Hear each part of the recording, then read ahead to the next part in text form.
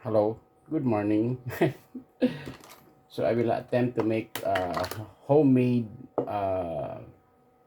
mayonnaise. No, I'll try to make it a little bit Japanese style with umami. You know this expensive Japanese mayo. So I'm going to instead make my own. No, I will add my secret ingredient. So if you look at many YouTube videos, you will see there's only basically three ingredients. No, so what do I need? Of course, you need to use an emulsifier blender, no. So my old trusty Philips, which I haven't been using for a while. Of course, you can use a wire whisk if you want, but you will not be able to emulsify it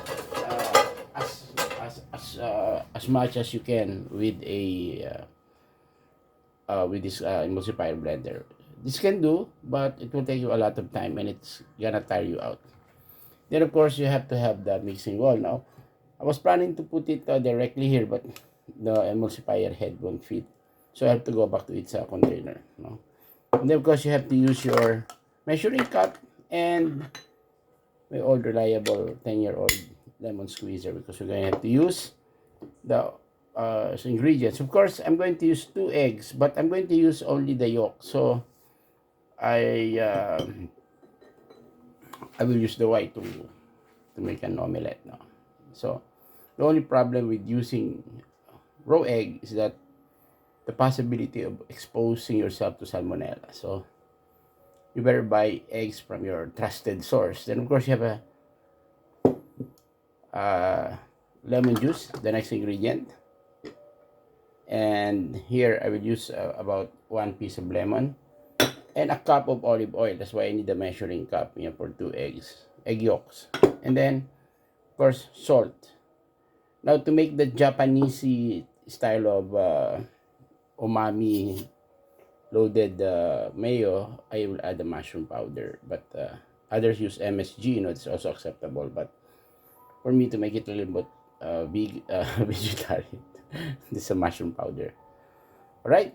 So let's start by doing the eggs. So we just need 2 egg yolks. So I'm saving the whites for protein rich omelette later. So 2 yolks. Some uses a whole egg. I think it's creamier if you use yolk. Okay. So 2 yolks there. And then we'll put 1 cup of this extra virgin olive oil. Now, you can just use an ordinary olive oil, the pomace, but also any neutral tasting oil will do, like canola. In fact, if you use olive oil, it will impart a particular taste, that olive oil taste. No? So there you are. And then of course we're gonna put lemon juice on it. So I think the lemon juice is a big part of this thing. Okay, so fresh squeeze as always, and a Dude's bartending service. So about couple of tablespoons. So I think one side, or 1/2 of a lemon will do. So this acts both as a strainer and then of course I will put a pinch of salt. So normally I want it a little bit salty, so maybe a little bit more than a pinch, right? So the technique of putting in your left palm, I learned from my best bud, Chef Willie, is that you can control the amount. At the same time, you don't over pour, Sometimes that cover will give up and boom, into your whole thing. Now, for the umaminess, of course, the secret ingredient of Papa Dude's, 1/2 teaspoon of mushroom powder. All right. So that one, what was the brand of the Japanese expensive one? All right. So let's emulsify this. Okay. Make sure that you got it up to the end, up to the bottom.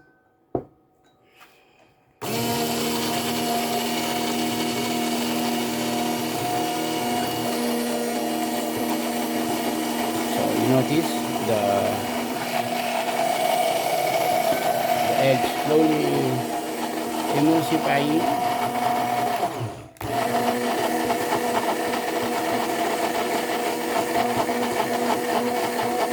Imagine if we're going to use wire whisk on this one, it will take you quite some time. So I'm allowing some air. It's very, very thick, as you can see. Nice yellow color.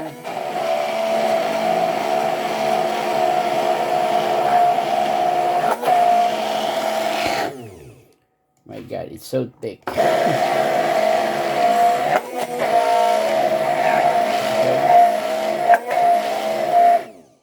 Alright.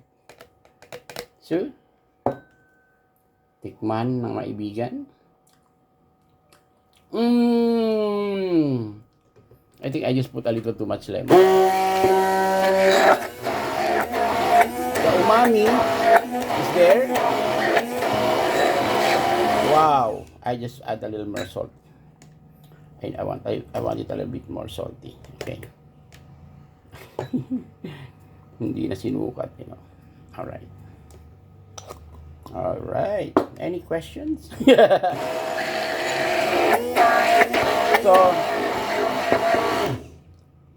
we all know how expensive mayonnaise is, So, of course, the only ingredient expensive here is the olive oil. But, of course, as I said, you can substitute that with the cheaper canola oil or, well, the more neutral tasting. If you can handle the taste of the vegetable oil, it's okay.